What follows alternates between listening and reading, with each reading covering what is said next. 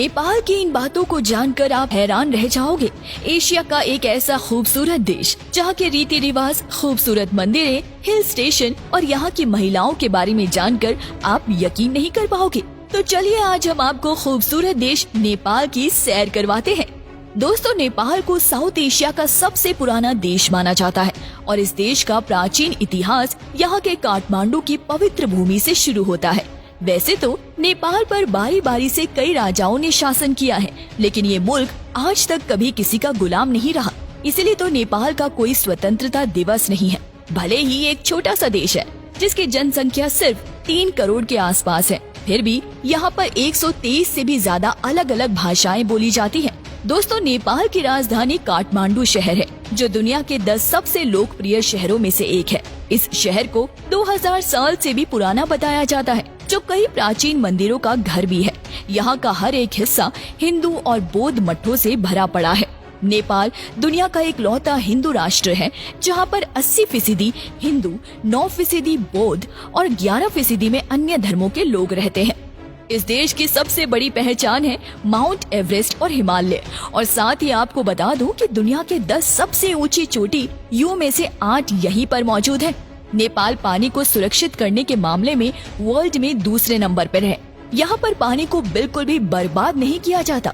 आपको जानकर हैरानी होगी कि यहाँ ज्यादातर लोग गरीब हैं, जिसका कारण है फैक्ट्रीज और बड़ी कंपनीज का यहाँ पर न आना।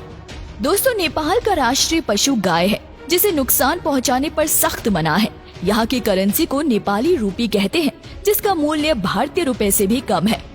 मतलब कि एक भारतीय रुपए नेपाल के 1 रुपए 62 बन जाते हैं। भारत और नेपाल के बीच काफी अच्छी दोस्त है, तभी तो हर भारतीय नागरिक को बिना वीजा और पासपोर्ट के नेपाल में आने की छूट है। केवल एक आईडी कार्ड साथ ले जाना होता है, जबकि बाकी देशों के लोगों को यहाँ वीजा लेना पड़ता है।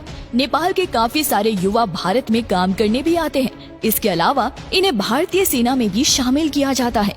नेपाल के लोग एक दूसरे से मिलते समय हाय हेलो नहीं, बल्कि हाथ जोड़कर हमारी तरह नमस्ते करते हैं।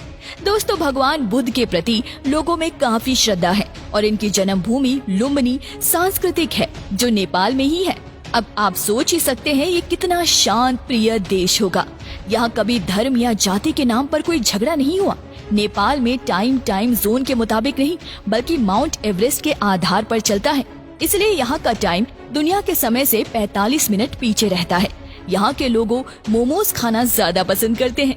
राजधानी काठमांडू में तो आपको जगह जगह मोमोज की दुकान देखने को मिलेगी। नेपाल अपने जंगली जानवरों, खतरनाक सड़कों और मुश्किल भरी उड़ान वाले एयरपोर्ट के लिए भी जाना जाता है, जिसका सबसे बड़ा उदाहरण है लुक्ला एयरपोर्ट। राजधानी काठमांडू के अलावा पोखरा शहर अपनी झीलों, शांत हवा, पक्षियों की आवाज के चलते पर्यटकों को आकर्षित करता है। झीलों के किनारे ऐसी खूबसूरती यहाँ देखने को मिलती है कि आने वाले लोग अपने सारे दर्द और गम भूल जाते हैं। पोखरा घाटी से हिमालय की ऊंची चोटियां हो आसानी से देखा जा सकता है। वैसे तो यहाँ अनगिनत मंदिर हैं, लेकिन पशुपतिनाथ मंदिर के प्रति लोगों में अलग ही श्रद्धा है। ये मंदिर हिंदू लोगों के 8 सबसे प्रमुख मंदिरों में से एक है, जो नेपाल के काठमांडू में आता है। चौक और आकार में बने इस मंदिर के 4 दरवाजे को चांदी से बनाया गया है। इसके ऊपर शेर का चित्र भी लगा हुआ है। मंदिर के आसपास भी सुंदर नजारे दिखाई देते हैं। नागरकोट ये एक हिल स्टेशन है जो काठमांडू से 32 किलोमीटर दूर है।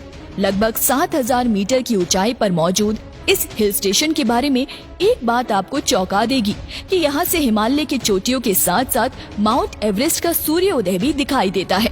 हिमालय की गोद में बसा नेपाल 1,47,151 स्क्वायर किलोमीटर में फैला हुआ है। यहाँ पर ज्यादातर लोग खेतीबाड़ी से जुड़े हुए हैं। यहाँ से दूसरे देशों में बड़ी मात्रा में चावल, मक्का, गेहूं एक्सपोर्ट किया जाता है। नेपाल के लोग नेपाली भाषा में बात करते हुए आपको दिखेंगे। यहाँ पर महिलाओं की संख्या पुरुषों से काफी अधिक है। कुल आबादी में लगभग 65% महिलाएं हैं।